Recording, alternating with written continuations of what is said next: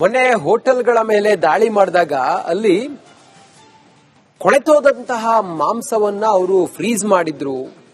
ಅದು ಫ್ರೀಸ್ ಮಾಡಿ ಮಾಡಿ ಮಾಡಿ ಅದು ಹಾಳಾಗಿತ್ತು ಮಾಂಸ ಅನ್ನೋದೆಲ್ಲವೂ ಕೂಡ ದೊಡ್ಡ ಸುದ್ದಿಯಾಗಿತ್ತು. ಈಗ ಹೋಟೆಲ್ಗಳಿಗೆ ಮಾರ್ಗಸೂಚಿಯನ್ನ ಬಿಡುಗಡೆ ಮಾಡಲಾಗಿದೆ. ಮಾಂಸ ಶೇಖರಣೆ, ಶುಚಿತ್ವದ ಬಗ್ಗೆ ಮಾರ್ಗಸೂಚಿಯನ್ನ ಬಿಡುಗಡೆ ಮಾಡಲಾಗಿದೆ. ಅಡುಗೆ ಮಾಡುವ ಪ್ರದೇಶ ಸ್ವಚ್ಛವಾಗಿರಬೇಕು, ಸ್ವಚ್ಛಗೊಳಿಸಲು ಪ್ರತ್ಯೇಕ ಸಿಂಕ್ ಇರಬೇಕು, ಪಾತ್ರೆಗಳನ್ನ ಬಿಸಿ ನೀರಿನಿಂದ ತೊಳಿಬೇಕು, ಹಣ್ಣು ತರಕಾರಿ ಚೆನ್ನಾಗಿ ತೊಳೆಯಬೇಕು, ಅಡುಗೆ ಎಣ್ಣೆ ಮರುಬಳಕೆ ಮಾಡಬಾರದು. ನಿಯಮವನ್ನ ಉಲ್ಲಂಘಿಸಿದ್ರೆ ಅಂತವರ ವಿರುದ್ಧ ಕಠಿಣ ಕ್ರಮದ ಎಚ್ಚರಿಕೆಯನ್ನ ನೀಡಲಾಗಿದೆ. ಇಲಾಖೆಯಿಂದ ಹಲವು ಮಾರ್ಗಸೂಚಿಯನ್ನು ಬಿಡುಗಡೆ ಮಾಡಲಾಗಿದೆ.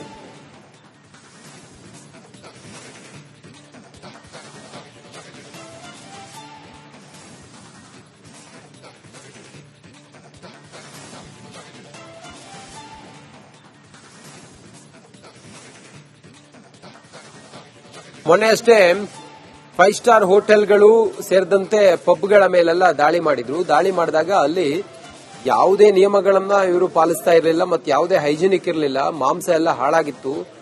ಫ್ರೀಜರ್ ನೋಡಿದಾಗ, ಫ್ರಿಡ್ಜ್ ತೆಗೆದು ನೋಡಿದಾಗ ಕೊಳೆತು ಹೋಗಿರುವಂತ ಮಾಂಸ ಎಲ್ಲ ಇತ್ತು. ಇದು ಬಹಳ ದೊಡ್ಡ ಚರ್ಚೆ ಆಗಿತ್ತು. ಈಗ ಹೋಟೆಲ್ಗಳಿಗೆ ಮಾರ್ಗಸೂಚಿಯನ್ನ ಬಿಡುಗಡೆ ಮಾಡಲಾಗಿದೆ.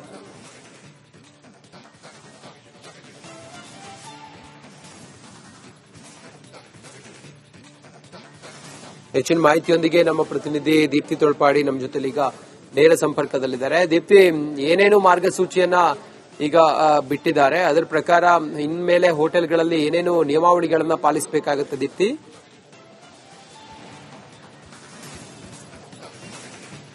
ರಂಜಿತ್, ಕಳೆದ 3 ದಿನಗಳಿಂದನೂ ಕೂಡ ಫುಡ್ ಡಿಪಾರ್ಟ್ಮೆಂಟ್ ಅವರು ಅಂದ್ರೆ ಆಹಾರ ಗುಣಮಟ್ಟ ಮತ್ತು ಸುರಕ್ಷತಾ ಇಲಾಖೆಯ ಆಯುಕ್ತರ ನೇತೃತ್ವದಲ್ಲಿ 5 ಸ್ಟಾರ್ ಹೋಟೆಲ್ ಇರಬಹುದು ಅಥವಾ ಪಬ್ ಅಂಡ್ ರೆಸ್ಟೋರೆಂಟ್ಗಳಿರ್ಬೋದು, ರೆಸ್ಟೋ ಬಾರ್ಗಳಿರ್ಬೋದು, ಜೊತೆಗೆ ಸೂಪರ್ ಮಾರ್ಕೆಟ್ಗಳಿರ್ಬೋದು, ಇಂದಿರಾ ಕ್ಯಾಂಟೀನ್ ಇರ್ಬೋದು, ಇದೆಲ್ಲನೂ ಕೂಡ ರೇಡ್ ಮಾಡಿಕೊಂಡೇ ಹೋಗ್ತಾ ಇದ್ದಾರೆ.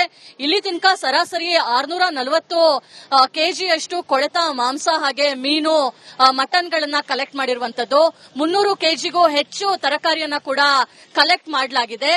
ಎಲ್ಲೋ ಒಂದ್ ಕಡೆ ಹಣ ಕೊಟ್ಟು ಊಟ ಮಾಡುವಂತವರಿಗೆ ಕೊಳೆತ ಆಹಾರವನ್ನ ಹೋಟೆಲ್ಗಳು ಕೊಡ್ತಿದ್ಯಾ ಅನ್ನೋ ಒಂದು ಆರೋಪ ಕೂಡ ಕೇಳಿ ಬರ್ತಾ ಇದೆ. ಈ ಬೆನ್ನಲ್ಲೇ ಆರೋಗ್ಯ ಇಲಾಖೆ ಇವತ್ತು ಈ ಮಾರ್ಗಸೂಚಿಯನ್ನ ಬಿಡುಗಡೆ ಮಾಡಿರುವಂತದ್ದು. ಮಾರ್ಗಸೂಚಿ ಪ್ರಕಾರ ಯಾವುದೇ ಹೋಟೆಲ್ ಅಥವಾ ರೆಸ್ಟೋರೆಂಟ್ ಅಥವಾ 5 ಸ್ಟಾರ್ ಹೋಟೆಲ್, ಬಾರು, ರೆಸ್ಟೋರೆಂಟ್ ಇದೆಲ್ಲನೂ ಕೂಡ ಈ ಮಾರ್ಗಸೂಚಿಯನ್ನ ಕಂಪಲ್ಸರಿಯಾಗಿ ಫಾಲೋವನ್ನ ಮಾಡಬೇಕಾಗುತ್ತೆ. ಯಾವ ರೀತಿಯಾಗಿ ಫಾಲೋ ಮಾಡಬೇಕು ಅಂತ ಹೇಳಿದ್ರೆ, ಪ್ರತಿಯೊಂದು ಕಿಚನ್ ಅಲ್ಲೂ ಕೂಡ ಕಂಪಲ್ಸರಿಯಾಗಿ ಸಿಸಿಟಿವಿ ಇರಬೇಕು, ಸಪರೇಟ್ ಆದಂತಹ ಸಿಂಕ್ ಇರಬೇಕು.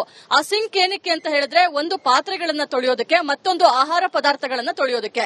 ಇನ್ನು ಆಹಾರ ಪದಾರ್ಥಗಳನ್ನ ಖರೀದಿಸುವಂತಹ ಸಂದರ್ಭದಲ್ಲೂ ಕೂಡ ವಿಶ್ವಾಸಾರ್ಹ ಮಳಿಗೆಯಿಂದನೇ ಖರೀದಿಸಬೇಕು. ಯಾವುದೇ ಕಳಪೆ ಗುಣಮಟ್ಟದ ಆಹಾರವನ್ನ ಖರೀದಿ ಮಾಡಬಾರದು ಅನ್ನೋ ಒಂದು ಸ್ಟ್ರಿಕ್ಟ್ ರೂಲ್ಸ್ ನ ಕೂಡ ಬಿಡುಗಡೆ ಮಾಡಿರುವಂತದ್ದು. ಜೊತೆಗೆ ಯಾರೆಲ್ಲ ಅಡಿಗೆ ತಯಾರಿ ಮಾಡ್ತಾರೆ, ಶೆಫ್ಗಳು ಅಥವಾ ಸಿಬ್ಬಂದಿಗಳು ಅಡಿಗೆ ಮನೆಯಲ್ಲಿರ್ತಾರೆ, ಅವರು ಮಾಸ್ಕ್ ನ ಹಾಕೊಳ್ಬೇಕು.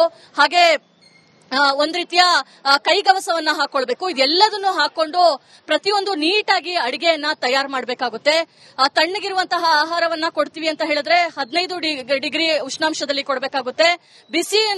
ಬಿಸಿ ಇರುವಂತಹ ಆಹಾರವನ್ನ ಕೂಡ ತುಂಬಾ ಬಿಸಿ ಬಿಸಿಯಾಗಿ ಕೊಡಬೇಕು ಅಂತಾನೂ ಕೂಡ ಈ ಮಾರ್ಗಸೂಚಿ ತಿಳಿಸಿದೆ. ಜೊತೆಗೆ ಯಾವುದೇ ರೀತಿಯಾಗಿ ತಣ್ಣನೆ ನೀರಿನಲ್ಲಿ ಅಥವಾ ಕೊಳಚೆ ನೀರಿನಲ್ಲಿ ಆಹಾರವನ್ನ ತಯಾರು ಮಾಡಬಾರದು. ಬಿಸಿ ನೀರು, ಶುದ್ಧವಾದಂತಹ ನೀರಿನಲ್ಲಿ ಆಹಾರವನ್ನ ಪ್ರಿಪೇರ್ ಮಾಡಬೇಕು ಅಂತಾನೂ ಕೂಡ ಈಗಾಗಲೇ ಮಾರ್ಗಸೂಚಿಯನ್ನ ಬಿಡುಗಡೆ ಮಾಡಿರುವಂತದ್ದು. ಈ ಮಾರ್ಗಸೂಚಿ ರಾಜ್ಯದ ಎಲ್ಲಾ ಹೋಟೆಲ್, ರೆಸ್ಟೋರೆಂಟ್, ಪಬ್, ಬಾರು, ರೆಸ್ಟೋ ಬಾರ್ಗಳಿಗೆ ಅನ್ವಯ ಆಗುತ್ತೆ.